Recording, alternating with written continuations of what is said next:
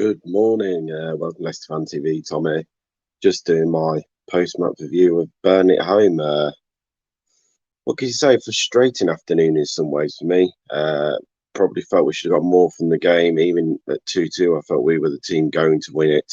But what's cost us once again is the poor defending and lack of empathy that with the ball at times that we just seem to knock it round the back and don't see where the intent's coming from. There was a number of occasions yesterday where the ball was coming down the right hand side and the green grass was free for Lookman to run into or Ricardo, and we just stopped halfway up the pitch and we're looking where the next pass is going. And for me, I want to see their wingers bombing down their wings and getting at the defenders because we've got the pace. And Lookman yesterday, what a positives come out for him yesterday was Lookman's ability on the ball, winning it back, not scared to get a tackle in for a small lad.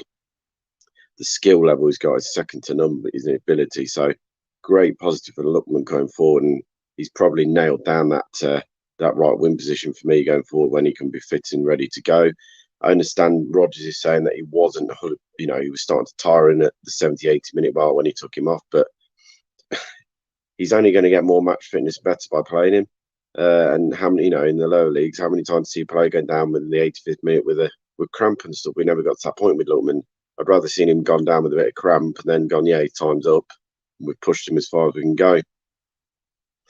Adam Tucker frustrating. Yes, I would say, mate, that's easy. I wouldn't say we're rubbish yesterday. I don't think we were rubbish. I think for some reason at the moment, the season, we are struggling to defend. And we haven't said in the Brendan and the team with them, we've always been very solid. And hopefully Johnny can come back fit because for me, that's a missing piece in the jigsaw. Vestergaard, there's a ball playing defender there, but for me, main job defending didn't look great yesterday in the box with balls coming in for a 6'7" defender. We looked shaky with any ball in the box in the air. Science, looked completely lost playing on the right hand side of the defence. He's not natural playing there. He's a lot better playing on the left hand side for me. He looked completely lost on the right hand side and doesn't really suit him his game having to play right instead of left centre half. And for me, hopefully Johnny Evans can come back fitting more than ever sooner because we are missing him massively. Always positive. Jamie Vardy back on the goal scoring record this season, probably been best player of the season so far. Not scared to get in the box. So that's to change his game because he can't run as much as he used to, but I mean, both goals yesterday were classic Vardy. First one from Tillemans round the back and sliding across the goalkeeper. Great finish. And then the second, well, to dummy the goalkeeper because the goal thinks he's going to go early, knock it past him, and then slide it into the far corner again. Great play for Jamie and doesn't seem to be getting older and he's getting more wiser with age now. He knows how to take his goalkeepers on every time and score. I told him to completely agree, Tom. We should have kept Lookman on. I think you're playing pretty well with Evans. We need him back for Cags, definitely. It'd be a tricky one because at the moment, so Vestergaard's come in, and I'm not 100% sure with Vestergaard. I think he's a great ball playing defender, and you can see the passing game. But there's just something about me that Cags has been brilliant for us the last 2 years, and at the moment he's going through a sticky patch, and it's the easiest option to drop Cags and put Johnny in there. But I think that will happen eventually, and it's a shame really because Cags has been brilliant. Ricardo didn't look sharp yesterday for me, and the second goal for me is his mistake. He's too far away from the left winger who'd caused him a few problems in the game. And for me, he's got to be tied to his man. That ball wasn't travelling far. It's not come 60, 70 metres. It's a 20 metre, maybe 10, 15 metre cross, ball swung across to the far post. And Ricardo's nowhere near tight enough for me on his man. He has to be touched tight to that back post. We've conceded too many goals in the last few weeks of the balls going to the back post and no one being there. Midfield-wise, Tillemans and Didi, Samari, sorry. I thought Samari was brilliant yesterday. I thought he absolutely brawled his way through the team. He showed you the versatility of him as well. He can play that and Didi role. He probably can as hold him, but also put him higher at the pitch.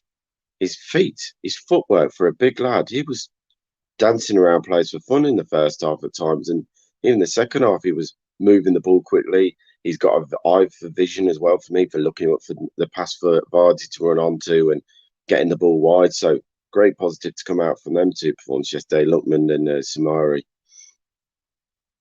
My biggest concern, and hopefully with Johnny coming back is the defence. And I just hope over the next week we can get Johnny fitter, get him ready for Thursday. It's going to be tricky. Play week in, week out, and he will have to miss midweek games. I think we might have to do the same with Johnny Evans, and I don't think Johnny will play 2 games a week at the moment, so I just can't see it happening. But overall, more frustration than disappointment yesterday. I'm not going to sit here and slate the team because I thought we played well at times. We by far the better team in the second half. But Burnley were, well, Burnley way, anti-football, taking stupid time for goal kicks. And this is my biggest frustration with referees. Why the goalkeepers can put their hand up and say, yeah, I'm taking it, and muck around for 30, 40 seconds to take a goal kick is ridiculous.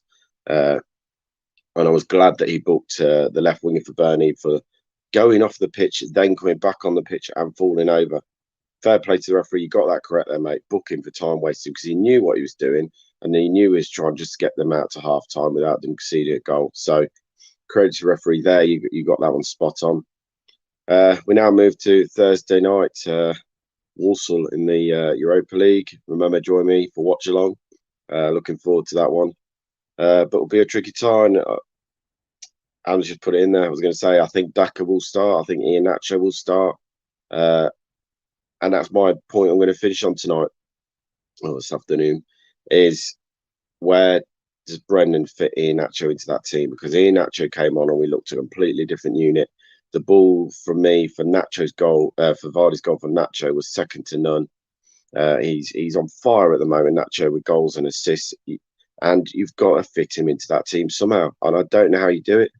It was a breath of fresh air yesterday. I'm not going to lie, to see a team play 4-4-2 in Burnley and do it well. So I'd love it to go 4-4-2 against some certain teams, because if I'm honest, in the 2 and a bit years Brendan's been here, his Achilles heels is that when we play teams who sit deep or put a block up, we can't break them down. And I didn't feel that was as much as the problem yesterday, because I look at all the chances we had. And I think the biggest turning point in the game is the Vardy miss in the first 8-10 minutes. If Vardy scores that header when he heads it down into the ground, it goes over the crossbar, I think it's a completely different game. And I think Burnley would have collapsed.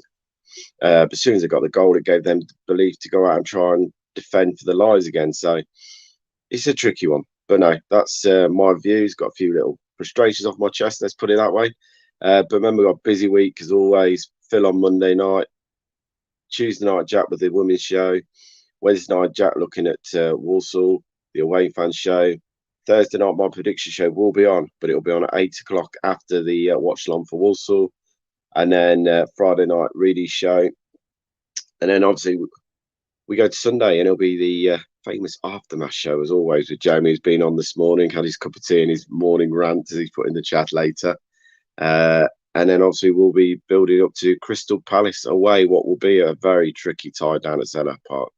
But for now, thanks for coming on. A few comments I've read out have been great. And remember, tomorrow night, 7:30, Phil's show. I think it'll be a cracker, because Phil's more frustrated, I think, half the team is about the way we've been playing this season. So remember, join Phil, 7:30 tomorrow night. For now, thanks, guys.